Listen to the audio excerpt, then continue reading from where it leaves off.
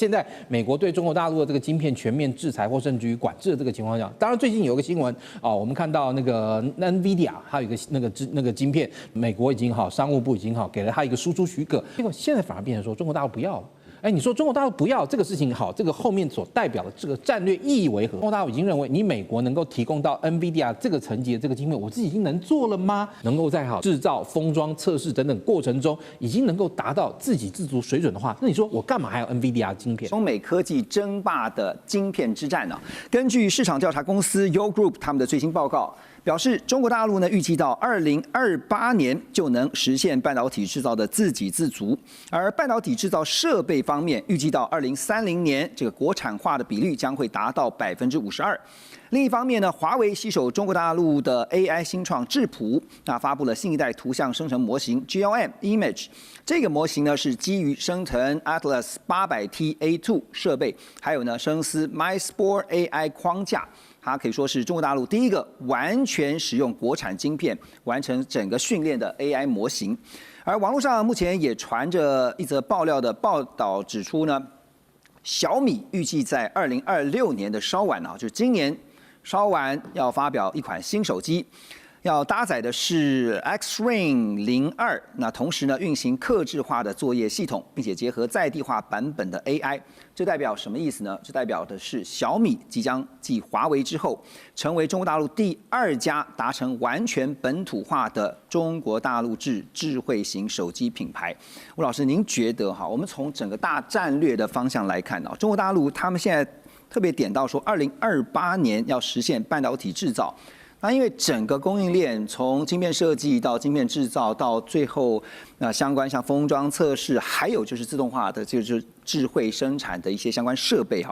等于就是一条龙要达到自给自足。对于这个预判，您的看法？你刚刚用那个一条龙我觉得讲得非常好。因为中国大陆的确要把整个半导体产业的从上游、中游、下游，就是从这个设备软体然后到设计然后到制造一方前端的晶圆跟后端的封装，它整个都要自主建立起来，完全都要在因为它如果不自主建立起来，中间的任何一个小的环节被卡住了，都是被卡脖子，让整个这个供应链就会瘫痪嘛，所以它的确是要一条龙。那我们看到你刚刚报道小米华为等等这些都是我们看到的每一个环节的个别的突破这边也看到一个泡泡，那边看到一个泡泡，突破起来也觉得不错。那你刚刚讲的Yole Group 这个应该是一家法国公司，我去年底好像跟他总经理正好碰到面大家有开过一个会。那他们对中国大陆都很看好。那但是提出来这个所谓说多少年达到什么程度，这个呢不能听了就完全相信，有的时候他们预测是准，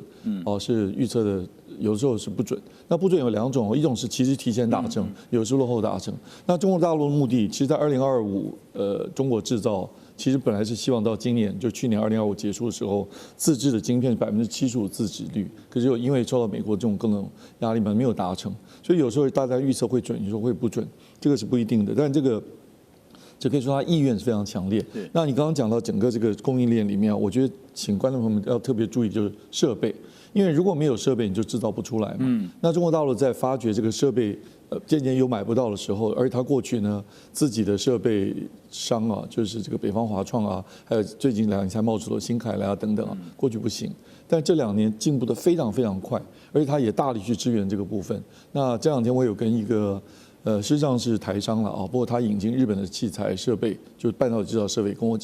分享一些讯息给我，就知道大陆花了很多的功夫在这个地方要加注很多的资金，大基金要投注，所以这个策略是对的。如果设备起来，我能够自己制造，我就能够供给这些晶圆厂制造出自己要的设备，封装厂能够封装最后的晶片。然后你刚刚讲的小米、华为手机等等，这都是最后的终端就有晶片可以用了嘛。所以它整个的流程是这样走。那这个速度呢，到底是2028年的还是30年的等等这个看你每个人的定义不一样。但只可以讲就是说，真的是在快跑前进，而且那个意愿非常强大，对，非常强大。所以大致的方向其实都是一致的，只是说时间的早晚而已。对，我是按照你刚刚就从大战略角度，所以我才用大战略角度来讲。对，如果你以后再提到很多个别的案例的时候，可以从很多个别案例再回头来看这个大战略推进的。这个进度怎么样？而且现在包括连台湾也是就是我们看到，其实，在科技产业这边有很多的厂商已经推出所谓的 AI PC， 就是结合了 AI 功能的个人电脑。是。那接下来呢，当然每一个人的终端设备就是 AI 手机这个未来也是科技厂商要突破的焦点。刚刚吴老师特别点到了一个重点，也就是说呢，中国大陆的晶片研制下一个阶段要寻求的突破点，就是在于设备了。当设备如果能够达到水准的话，它所制作出来的晶片就一定也能够达到水准了。那华为现在推出说要全部国产化晶片，而且是已经推出了国产晶片的 AI 模型啊。小米也说呢，要推出全国是第一部国产，全部都是国产的智慧型手机。这是不是意味代表说在科技上已经非常清楚了，原则上就是跟美国的科技，我就完全的断链脱钩，怎么看？好，这个上个月我去了一趟深圳啊，我去了一间这个华为的这个展间，结果我倒没有看什么华为的手机，但是我看了一个东西啊，这个是华为的 M9啊，华为的 M9智能车。它这个M9智能车其实我坐进去之后，我真的感觉到一个蛮强大的一个冲击是怎么样嘞？你可以看到它整个前面那个仪表面板它完全是用一个3大片的这样个显示幕这样连接在一起，让你有置身于这个 F35里面座舱的这样一个感觉。当然，你今天你要做这个东西，其实F35就是这样。其实你刚讲，刚刚做到这个东西，你要能够做到这个程度的话，其实你的晶片变成非常重要一个部分。因为现在美国对中国大陆的这个晶片全面制裁或甚至于管制的这个情况下，当然最近有个新闻我们看到那个 NVIDIA 还有一个那个晶片，然后那个美国已经商务部已经给了他一个输出许可结果现在反而变成说中国大陆不要了。你说中国大陆不要这个事情这个后面所代表的这个战略意义为何？是第一，今天那个中国大陆已经认为你美国能够提供到 NVIDIA 这个层级的这个晶片，我自己已经能做了吗？还是说我今天我为了要争一口气，像我们刚刚看到你说一台华为这个 M9这个智能车你说要光是弄这一个3大片的这样一个那个多功能显示板，它后面其实所牵涉到这个硬体晶片这个部分数量也相当可观，因为其实你发现我发现中国大陆这个所谓的智能车，也就是这种电动车，它那个车主跟这个驾驶之间这个互动性我感觉已经不是我们现在在台湾看到这种一般的欧美这种厂牌的这个电动车就智能车的互动的这个程度，已经远远超越。所以未来它的整个消费市场上对于 AI 晶片的需求是非常大的。那这个时候，如果说它今天已经能够包含像刚刚吴兄讲的，能够在这个那个制造、封装、测试等等过程中，已经能够达到自给自足水准的话，那你说我干嘛还有 NVIDIA 晶片？是，所以就变成说，这次你可以看到美国宣布这个那个开放 NVIDIA 一款那个降阶的这个晶片给中国大陆，中国大陆反而说我不需要，没什么需要。但是当然你说中国大陆做的到底好不好，也没有人知道，因为中国大陆它本身现在面对是一个非常封闭的这个内需市场，今天中国大陆内部的市场非常大，也就是它的东西往往很多推出一个产品之后，可能整个中国大陆内部大概就消化光了，甚至于你说就是那个一句台湾话常说嘛，就是那个生吃都不够，更何况拿来晒干，对不对？其实他做很多东西很有这样一个味道况味在里面，所以这个时候你说他的东西到底跟外面人比较起来好在哪里？也的确那你说在国外市场上能够拿到的样本等等来说，相对来讲，我觉得要能够全面且普遍的观察中国大陆的那个 AI 晶片现在发展到什么程度，的确也不是那么容易。但是不可否认的，中国大陆在发展自己的这个 AI 晶片以及各种晶片的这个就细晶圆产业上，它所投注的这个资本，然后以及它所希望达到的这个成就，的确它变成是一个国家级的战略目标。而且我觉得未来在15-5或16-5这个计划里面，都会变成一个非常重要的目的。最重要就是要能够完全摆脱美国的钳制。OK， H200最近被禁用这个事情这个我请胡老师快速 echo 一下。他讲对就是肖伟忠讲对，就是中国大陆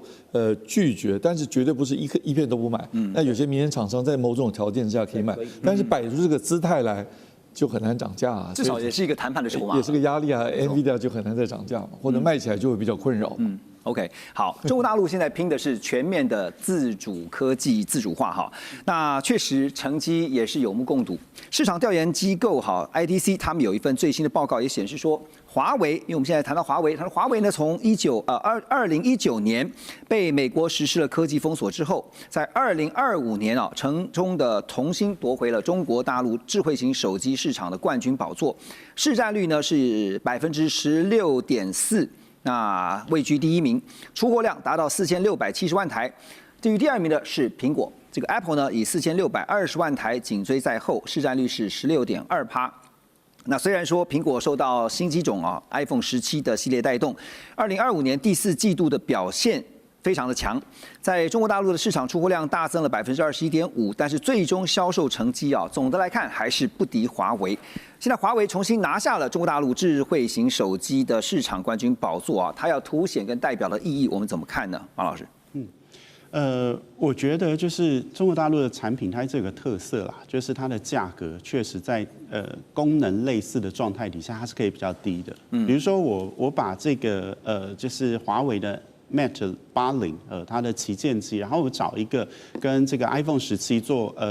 同级的这个手机，大概两者之间的新台币差价大概是15000块。那你可以看到，现在全球的通货膨胀这么厉害，其实消费者最在乎的就是荷包。所以我觉得在价格的优势上面，华为它会很容易卖赢这个苹果手机。而且这个状态，就是刚刚主持人提到这个去年的这个4670万台的这个华为手机，它赢过苹果，可是这个状态还是在华为被封锁的情况底下，它还是在某一些国家被禁卖情况，它还是个卖这么好。所以我觉得这个回到资本主义的逻辑里面，就是价格它其实决定了很大一部分，价廉又物美，没有错。然后另外一个方面就是，其实大家在换手机的时候，大家考量的点就是，开始耗电了，电掉得很快，所以我想换。再来就是上网速度很慢。那我觉得大家 care 的这些东西都差不多。那你通常不会做横向的比较，你只会跟你的上一台手机比，所以后面出现新的永远比旧的好。所以消费者我觉得他在横向的品牌的这个比较上面，事实上我觉得他们没有这么在乎不同品牌的这个差异，而是跟他自己上一台比哦。那刚才接着就是 H200这个话题，其实中国现在在自制的方向，我觉得是非常明确，不要小看举国体制，他们做出了先前在这个叫做上海辉升，就做出了他们的 DUV 这个深紫外光刻机，这除了艾斯摩尔之外，没有人做。去年的12月，就2025年，路透社的报道，在深圳他们已经做出了这个 EUV， 就极紫外光刻机的原型机。那我觉得这些是一个很重要的 sign， 就是说全世界除了艾斯摩尔，没有人在做光刻机，但中国自己开始自制，现在有原型机了。本来说这个美中之间的科技差异差到可能10到15年，这是拜登时期讲的，可是现在已经走了6年了，所以你会陆陆续续看到它的自制率开始变高，所以。中方对海关说，非必要不要让 H200进来你除非非常必要。那我觉得中方也在打一个算盘，就是因为美国的策略很简单嘛，你快要发展出来，我就卖给你，那你就发展不出来。那我觉得现在他就倒过来操作，就是我就不用你的。然后目的是用我的市场去养我自己的晶片跟整个生产流程，从上游到下游。那我觉得现在慢慢会看出一些成果，包含上海复旦他们做出一种石墨烯的这个材料的晶片，这也跟过去完全不一样。过去都是以矽为主体，但是石墨烯它的导电速度更快，而且它处理热能的效果更好。所以我觉得在美中贸易战的过程，其实它逼着，其实它逼出了中国大陆的某一些自治的能力，那我觉得这个是未来应该是不容小觑。还有一个重点就是在于说，未来大家拼 AI、拼科技自主呢，其实由国家主导呢，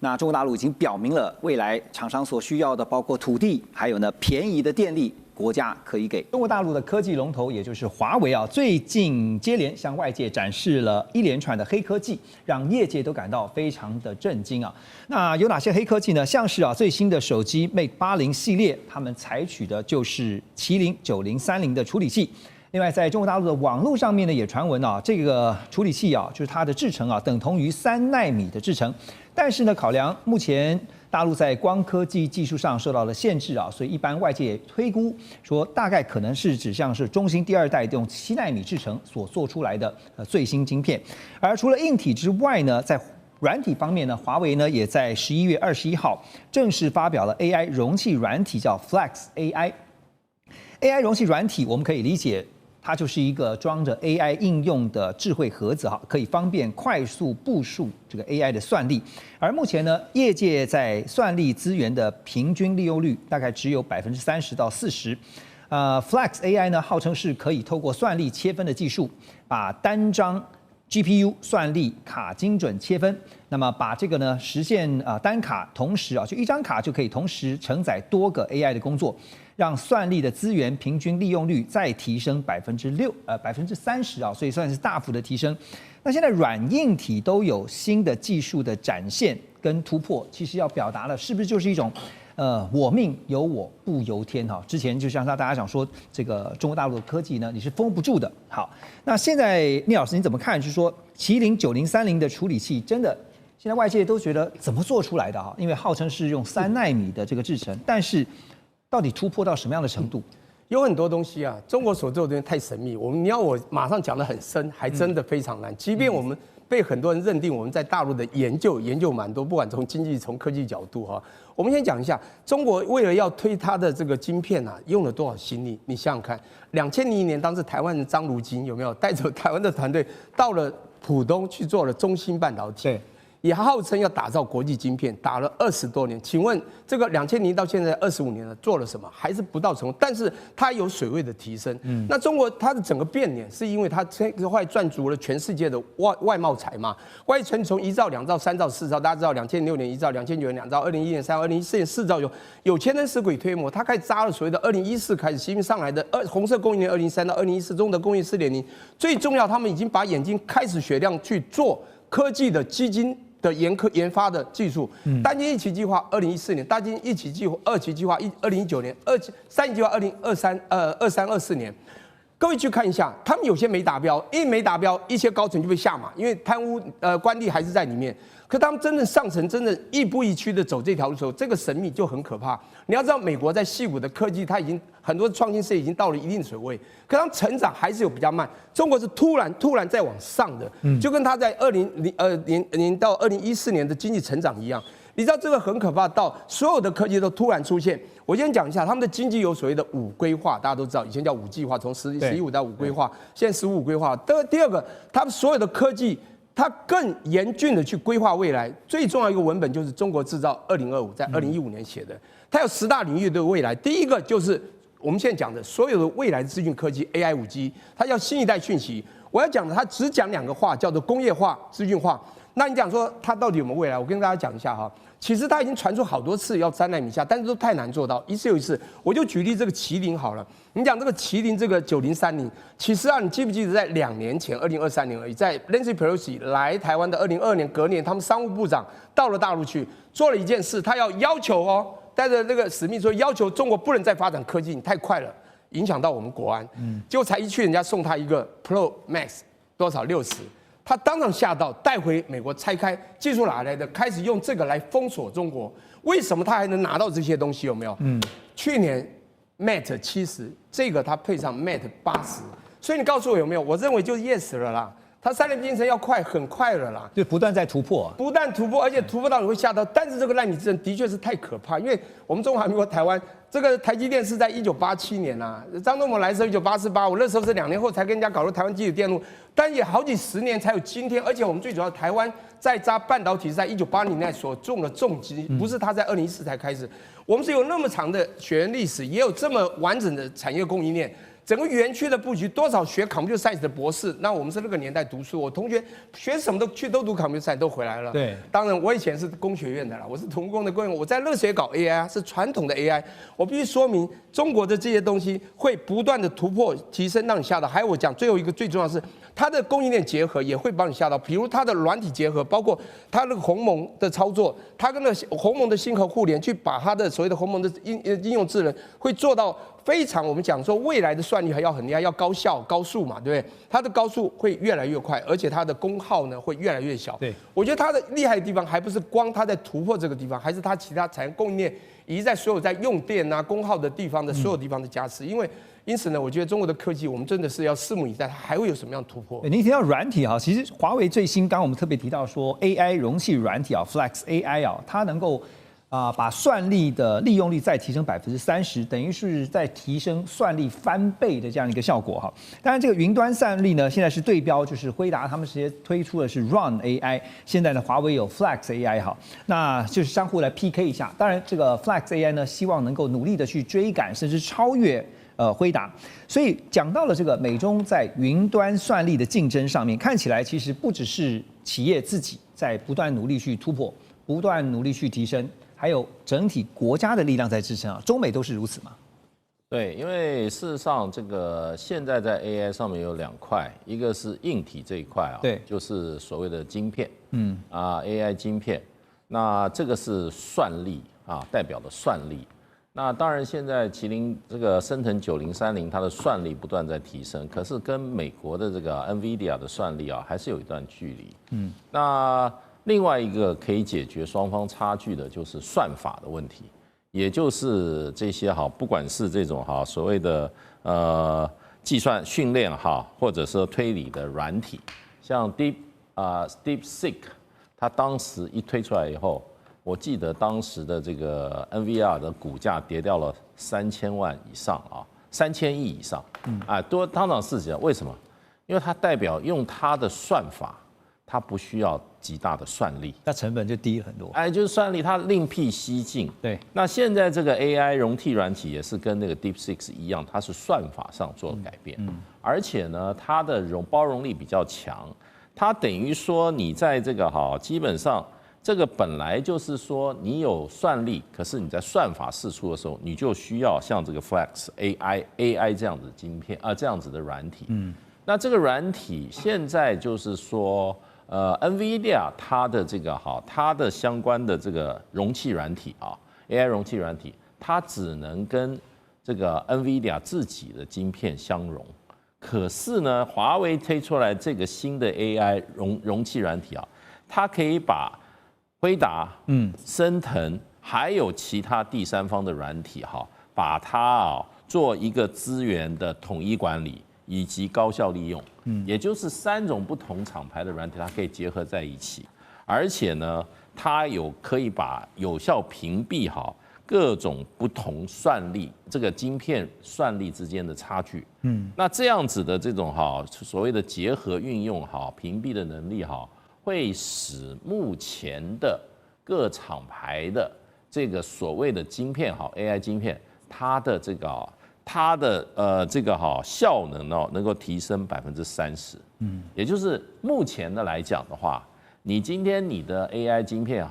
大概透过其他的这个所谓的这个软体容器软体也这个差不多发挥它的整体的算力的30%。对，那现在这个华为的这个 AI 软体容器软体Flex AI， 它可以再把过去的利用率再提升1倍，就可以达到60%。所以就变成就是说，今天如果说是只是升腾软体的话，它跟这个NVIDIA 这个所谓的辉达的软体之间有50%中间的算力的差距。对。可是今天如果说升腾软体再加其他第三方软体加起来以后，运用这个 AI 容器软体这个华为软体它的算力就提升了。水平就是追上来了，所以本来差50%，它提升30%再提上来就追上来了，所以就变成就是说这是另辟蹊径。所以呢，基本上呢，我觉得中国大陆这个不管这个华为这些大厂，它不但在晶片的算力上在下功夫，在相关的软体上它的算法上也在下功夫。对，所以就把软硬体之间的这个差距跟美方这边呢。拉到最近，就是刚刚讲说，透过软体的这个设计呢，让统筹跟分配算力，让它变成是算力极大化的一个效率。所以现在美方当然很担心的是科技力呢被中国大陆追上所以呢，现在在美方这边呢，看到彭博11月22号有一个报道，说美国官员正在针对是否允许辉达向中国大陆出售 H200 AI 晶片展开这个初步的讨论。美国商务部也正在审查要不要变更禁止政策，但是强调说这个计划呢还是有可能会变来变去还是有一些调整。那辉达执行长黄仁勋之前就一直在游说川普政府，希望能够暂时暂缓这个限制措施。辉达也表示呢，现在的措施让公司被迫退出全球的最大半导体市场中国大陆。如果 H200 能够获准出口，就会是向大幅松绑美国为了阻止中国大陆的 AI 所设下的贸易限制。好，简单来讲，我要问的是 H200 有可能解禁吗？它要考虑解禁的考量会有哪些？其实H200就像刚刚这个介老师所讲的哦，其实是高阶算力哦，算力的高阶，然后呢也是最新最强的一代哦，然后它是这个全球呢这个在一个高端的 AI 公司呢所必须要的。是。那现在中国因为被管制是没有嘛哈，所以呢我想 H200呢是美国掌握全球 AI 算力的一个优势啊，所以我们经常听到业界的讲一句话，就是说 AI 呢是这个H200呢是 AI 时代的一个基础这个建设的一个晶片啊。我们知道基础建设最重要，没有这个算晶片，那就谈不上什么基础建设，就谈不到以后的工程跟建设哈。所以人家说谁掌握了 H200呢，谁就掌握了 AI 能力哦。那刚刚这个何龙你所提到的刚好是就美国有意要去解禁这个 H200哦，那我倒觉得他现在要解禁，那可能有几个部分我们必须要去注意到的哦，就是说最后的决策的细节，不是川普或是谁讲一句话就可以了，因为他有一个既然的 AI 或是科技是现在美国的要去遏制中国的重中之重，所以他必须要有最终的决策细节，还有附带的条件，还有国会的回应哦。别忘记了国会其实有时候会撤走这一段，是因为既然是谁掌握了这个 H200，谁掌握了 AI 嘛，所以这个部分恐怕也是在国会是非常一个会交战的一个地方哦。然后此外呢，是还有其他的一个技术的产品呢，会一个解禁的行动。如果光只有 H200，那这样可能是一个特例，而不是以后就是一个解禁的一个连串不尽然哦。对。那当然这个部分呢，是否能够代表它的要不要大幅解禁呢？我觉得有几个部分呢，可能还是观察的哈。那第一个这个只是讲，但是官方呢还没有要承诺解禁哦。那他只是说所有方面有可能都会变动，还会变动。对啊，有可能变动。变动就是代表变数，所以我想说，我们也不用期待说一定判定会不会哈，而且呢，再加上它是不是针对性的解禁了，而不是全面性的解除管制。那第三个呢，我觉得美国现在它要考虑的一个，尤其在 AI 它关键所在是国安、国家安全，还有技术领先跟供应链控制这三件事情如果一起考虑的话，我觉得 H200其实是很大的变数，因为要考虑国家安全要考虑技术领先考虑供应链的控制，所以我们从这上面去看的话，恐怕这个路这一条解禁之路是非常的漫长，而且是不定数性很高的。而且说这个美国想卖中国大陆，就算最后达成协议要卖 H200，绝对不可能是卖最新的，就是比照美规的这个最新的，一定是降规版的哈。可是就算要卖，那也得看中国大陆到时候让不让进。中国大陆外交部发言人林健，他5月16号在例行记者会上面，他对于美国官方将使用华为晶片来视为是违反美国出口管制的行为，单就这一点，强调中方坚决反对，绝不接受。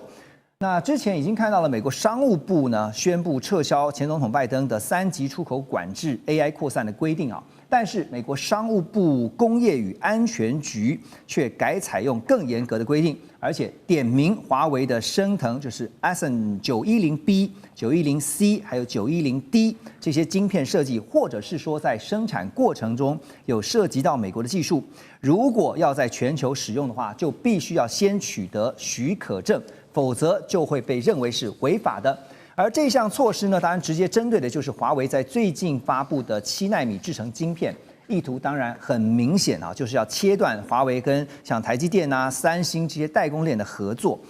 所以王老师，我继续请教您啊，因为这个华为就是生成 AI 晶片，本来它的目的就是希望能够稳固中国大陆内地市场的 AI 发展为主，但现在呢，面对到美国还要针对大陆以外在使用的这些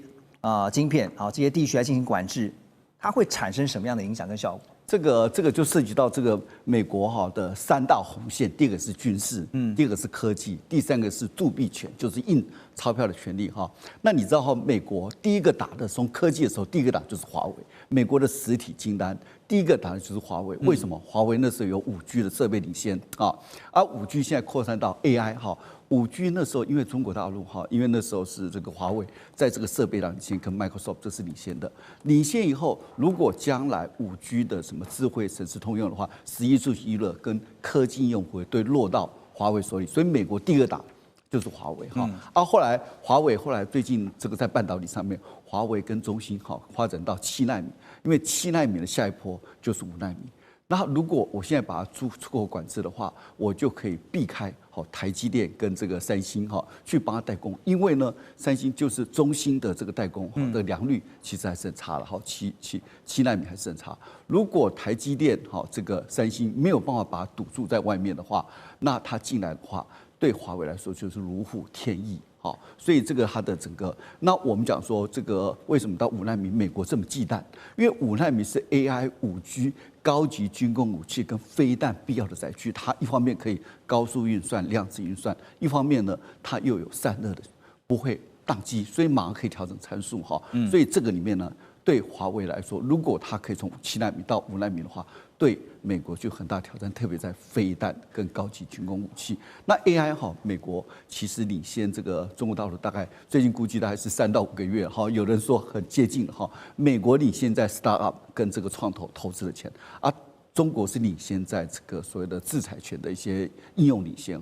那所以这个美国跟中国这么接近的时候，科技上面如果一旦美国失去了优势，我就会整个的一些经济，美国很紧张，对，美国很紧张，所以这个东西很近的时候，我一方面呢堵住其他地方，因为如果其他地方你扩大规模经济，除了中国以外，其他地方它也加进来，就开始会有利润跟有规模经济，中国大陆更有底气去发展这个 AI 的东西。老师，您觉得这个进得了吗？进不了。我觉得美国是进不了，但是可以 slow down。因为这种 AI 的竞争就是很快，差个几个月就差很多，所以美国一方面 slow down， 一方面有在加速的话，这是美国的策略。因为其实是进不了，但是呢，美国可以从联合伙伴里面来做。第二个是我把外面的市场给 block 住的话，我就没有规模经济，因为很多的这种 AI 的东西还是需要从客户不断的反馈，你有更多的客户反馈，你会进步更快。所以美国只能 slow down， 然后让延缓华为的竞争力。对，其实美国人也许没有听过一句话叫“穷则变，变则通”就是想办法都会找到一些变通的方法。那当然，这个还有一个就是先前讲到华为的案子的时候，这个 case 的时候，常常有讲说，凡杀不死华为的，就必使华为更加的强大。OK， 那在川普呢，其实讲到了 AI 他这个礼拜我们都知道他去了中东。而且呢，风风光光的，还为美国带来非常大的业绩这个在中东行程里面呢，他就宣布说要放宽对中东盟友的 AI 晶片出口管制。当时也看到随行在这个沙烏地阿拉伯，就是看到了这个辉达的执行长黄仁勋。当然，这次大家说，其实最大的赢家之一就是黄仁勋，因为呢，黄仁勋呢，他的辉达得到了非常大的订单。辉达13号就宣布呢，要向沙国 AI 新创公司供应超过18000颗 GB300 Blackwell 的晶片就是 GB300 其实他们最新的 AI 晶片。那超微 AMD 呢也跟这家新创公司叫做 Human 来合作，是一项价值$100亿的计划，希望呢帮他们的资料中心提供500兆瓦的 AI 运算能力。好，那先前我们都知道，美国因为禁令的关系不让辉达的 H20这个晶片卖到中国大陆去，甚至辉达也说那就干脆销毁算了那这次却在中东帮辉达开了一个市场。整体来看，怎么去评估就是我们站在辉达的角度，文甲老师，您觉得因为如果是只做中东市场，但放弃中国大陆市场，可能吗？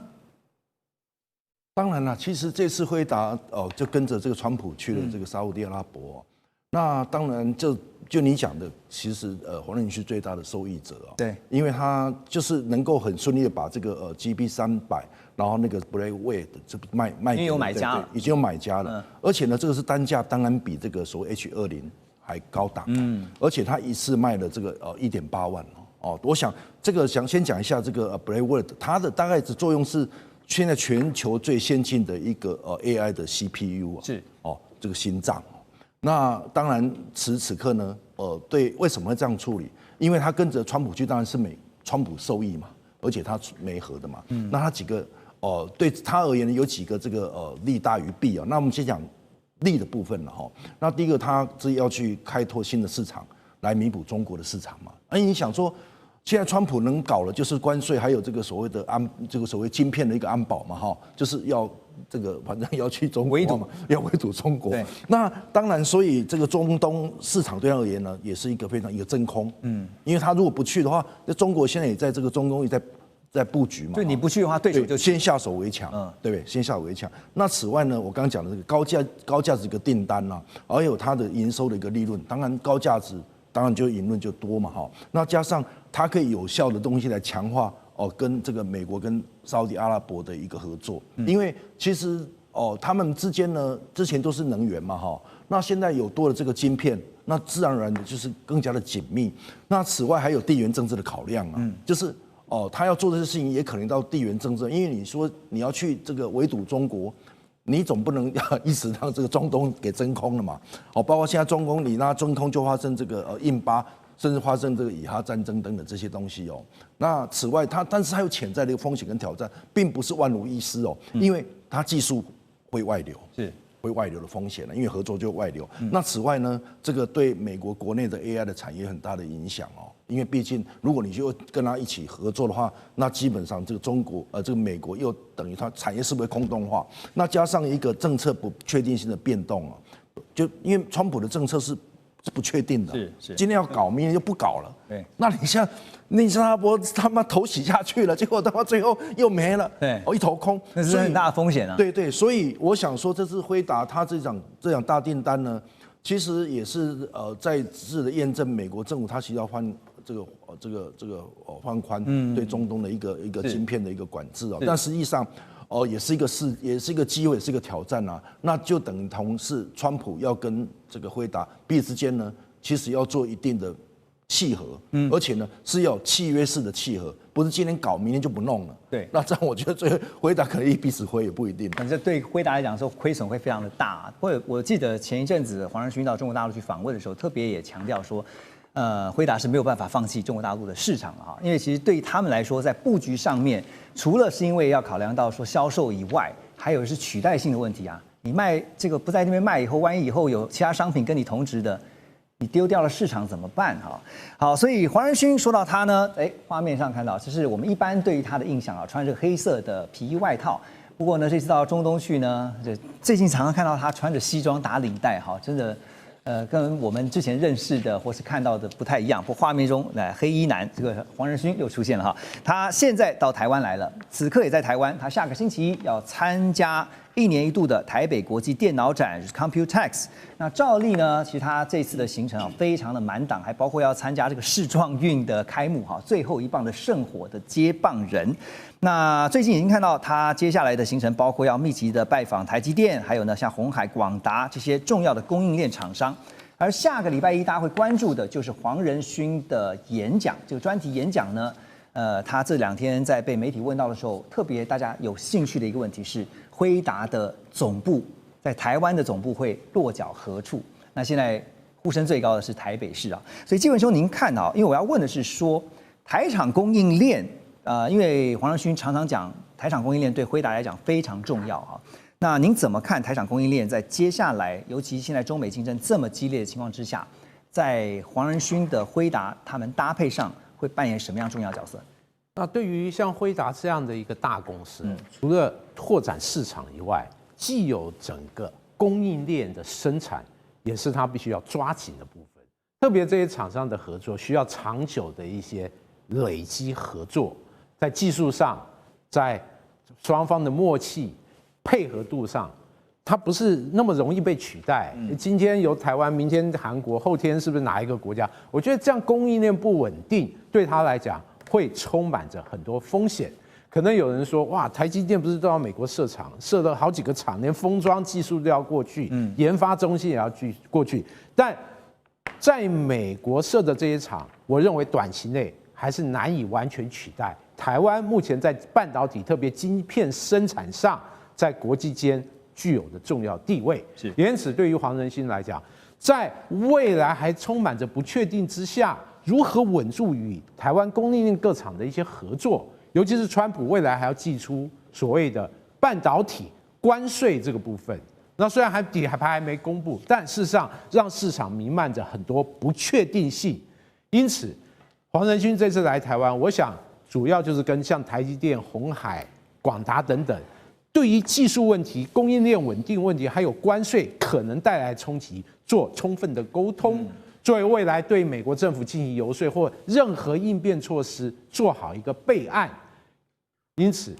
它此行对于在台湾所触及的，我认为主要还是供应链的稳定问题。华为推出了最新款的笔记型电脑 MateBook Pro， 搭载自行设计的5奈米麒麟X90晶片引发了市场的高度关注。而科技媒体 Phone Arena 就报道说呢，由于这个中芯半导体无法取得 EUV 机台，代表麒麟 X90呢可能是透过不断改良 DUV 的机台所生产出来的。而在传闻当中也说中芯目前呢每个月能够生产3000片的5奈米晶圆，但是特别点出了它的良率不够高，只有20%左右。可是外界现在看到实际的状况，就是华为 X90这个麒麟晶片呢突破了5奈米技术大关外媒也不断的就是针对它的良率说就是只有20%，但是大家也听到了不同的说法，就是可能有高达82%，甚至是呢都已经符合标准有这个过了这个门槛了。但实际状况是如何？倩姐了解是？我们对良率的考量，当然是在产业跟企业获利上面的考量。是台积电厉害的就是它良率很高所以良率考量是一个产业跟企业的考量。但是对于一个战略跟安全的考量来说，是你有还是没有？是0到1的考量。对，所以今天它可以做到1了。那它的良率很低的话，就是要浪费很多钱嘛。只是说它要花更多的钱去制造，但是它有了，我觉得这件事情跟企业的考量是不一样的。这第一点那第二点，我觉得我们目前看到中国大陆在每一个地方呢，都是很像我们传统经济学里面的。今天你这个行业你要卡我的脖子，我们就分散的到处大家都去研发，就好像一开头有那个互联网的时候，有很多的小公司大量的去研发，市场上大打特打，有些会失败，有些会血本无归，最后赢的就是卷完了以后赢的会引领未来的潮流。所以你在大陆尤其是华为，我们就光看华为，它这几次的这些升级，从开始有鸿蒙开始，它一开头的时候就建立在它有极为庞大的 install base， 用的人很多，所以他一开头说我就很快就可以有9亿就他一开头说的是4亿了，然后一开头大家说怎么可能4亿呢？4亿是个多可怕的数字，但是它可以从升级，然后它有非常大量的使用者的部分呢，它很快就达到了它的经济规模，然后创造了很多的开发商。使得它这个平台呢成为一个非常活络的，在我们通讯上面来看，就是从1到7层每一层都非常活络。好，那现在你仔细光去看这个晶片的话，一开头它最近所说的都是在制程上面赢的就是说也许我没有5奈米，没有像现在台积电更厉害的3奈米，可是它在非光学技术、多重图案化的这些地方呢，它在制程上赢了。那接下来我觉得会看得到的是，过去中国大陆从我们刚刚讲的战机一样，都是从这西方的技术路径从后面跟着走。那成飞的歼十现在回去讲，它的歼十现在已经歼十C很厉害，它一开头呢就是自主研发的，它没有跟着别人的技术路径走。那我们现在这几年陆陆续续看到的消息，包含了哈工大它在曝光机心脏的那个 EUV 的光源技术。浙大它有一个叫做无眼膜的，就是不用覆膜的这个光刻机。然后现在看到的深圳的新凯来，你会发现它在各个地方不同的发展，每个地方可能发展一个小的部门或者一个小的部件，可是它联合起来以后呢，我认为会有一个新的技术路径。那这个路径我们已经隐隐约约看到了一些蓝图了，譬如说现在中国发展了很多的新的光刻机是不用中间不用那种高阶气体的，它完全是固态的。那么这些新的路径呢，就会使得你任何形式的卡脖子，因为美国已经卡到底了，你的成品不能卖，你的这个前面的制造的这个机具不能卖，你中间的维修保养不能卖的，这整一套对于过去的结构的卡脖子的作为呢，将会完全无用武之地。所以如果鸿蒙做不到，应该没有人做得到，所以我们很乐观其成的认为鸿蒙是可以突破这些技术的卡脖子，因为不是鸿蒙一个公司，是各个部门、各个研发的机构、各个的大学，有很多的工业人才都在齐心合力的要突破这个最后的关口。就像一开头的时候那个大飞机，大家说919不是自己的那个发动机。很快就会过了，一下子就可以冲破，因为全部的人集中力量来办大事的这种分散性的研发，可是集中性的成果呢，会在很短的时间让我们看到。就只是时间的问题，而且刚才倩倩点出一个重点哈，就战略来看的话，它跟商业又不一样，它是0与1的问题哈，就是要有才是最重要的啊。那当然，在推出这个麒麟 X90晶片之后呢，华为现在还传出已经启动了3奈米晶片研发。采用的是 GAA 环绕栅极技术，还有2维材料，预计在2026年呢要量产。大陆的用语是流片，就是说像流水线一样的会生产，开始量产。那同时呢，基于碳奈米管的这个3奈米碳基晶片已经完成了实验室的认证，正在中芯国际进行产线适配的过程当中。好，现在看到一边推出了5奈米晶片，一边开始又启动3奈米的研发哈。所以华为的晶片战略似乎是非常的清楚。陆老师继续的要请您带我们来深入的分析一下。华为它最主要精神就是要去美国化，就是要没有任何美国的技术在里面，它也能够生产，从 IC 设计到晶圆制造到封装测试，所以它其实现在目前已经可以做到了。因为它的封装测试都是过去委托我们台湾的公司来做，现在不需要了，它自己做了。像它这次的5奈米是中芯国际的 N+2，再加上长电这个科技的4奈米，所以有人说是7奈米，但是他们说这是5奈米，而是由大陆的中央电视台特别宣布的。我们想应该有它的特别意义。诚如刚刚倩姐讲的，就是说这个从0到有，这是一件非常不容易的事。没有用 EUV， 可以用 DUV 这个旧的机台做出这个5奈米，这是非常不容易的。在这样的封锁之下，它从2019年被制裁到现在，它依然能够存活，这个我们不得不佩服他们在这方面的一个努力。而且它在持续在扩大它的努力。虽然中间它曾经有他们有曾经透过一个所谓的空壳公司啊，我还记得叫中国的算能科技来跟台积电买台积电的晶片，有曾经发生过这件事情。台积电呢后来赶快就喊停了，不敢再卖给他了。那美国这个媒体也一度传说，好像要制裁台积电这件事，至少罚他10亿美金以上的这个罚款。所以证明就是说，华为它即使在这个重重的封锁卡脖子之下，它能依然走出它自己的路。这就是美国要思考的说，我们这样的持续的制裁封锁下去，到底能不能达到我们的目的？对。但是在此时呢？昨天美国又发布了新的讯息，要对 EDA 也要制裁，就是不准任何的 EDA 厂商对卖给中国的厂商，全面的给你封锁，全面封锁。那像包括这个Candice 的这个易华科技啊，还有这个新思科技啊，还有西门子的这个也都不准再卖给中国任何厂商。那我们的公司也是。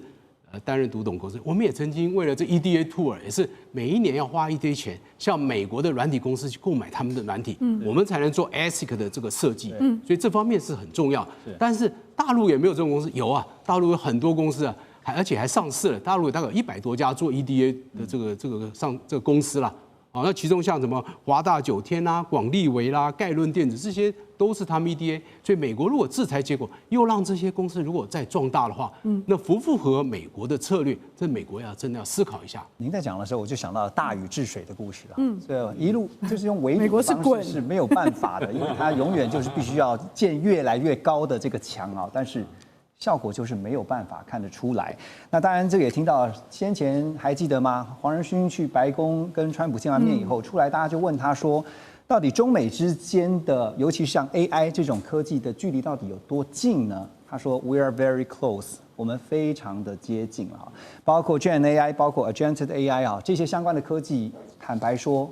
距离真的是非常的接近。那当然，现在华为除了晶片，最近也看到了，它还有另外一款新的产品，就是它的折叠萤幕电脑哈，也是让大家觉得很惊艳，就是 MacBook Fold 啊。那非凡大师，这个也是呢全球最大的商用折叠萤幕电脑，它展开萤幕呢可以达到18英寸。好，它采用的是超轻薄折叠设计啊，这个折叠状态只有13英寸，那展开之后达到18英寸，最薄的是7.3毫米，重量只有1.16公斤。所以呢，大家在看到那个 demo 的时候发现，特别啊，因为像我们喜欢用折叠的话，我们就看它中间的折痕，就那条线到底清不清楚，专家就看这个了哈。所以我想请教黄老师啊，所以刚刚我们提到了华为的晶片战略，那接下来特别是在科技自主化这个部分，华为如何去引领中国大陆整个科技自主化这样的方向？其实过去从美国开始限制就强力的限制科技对中国大陆的输出以后，中国大陆所展现的自主研发能力就已经非常惊人了。你除了我们讲的这个3折的手机以外，现在是折叠式的笔电，对，其实还有很害人的就是机器人跳舞，这些都是累积起来在某一种程度上面是更大的加深美国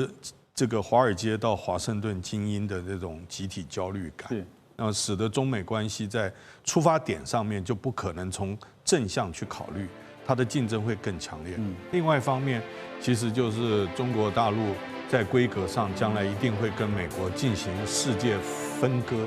的一个开端。会变成未来的世界可能是2大系统，中美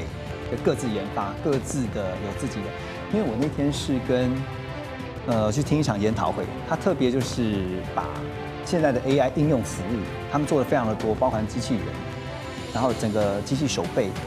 已经不再是这种工业4.0的部分，而是真。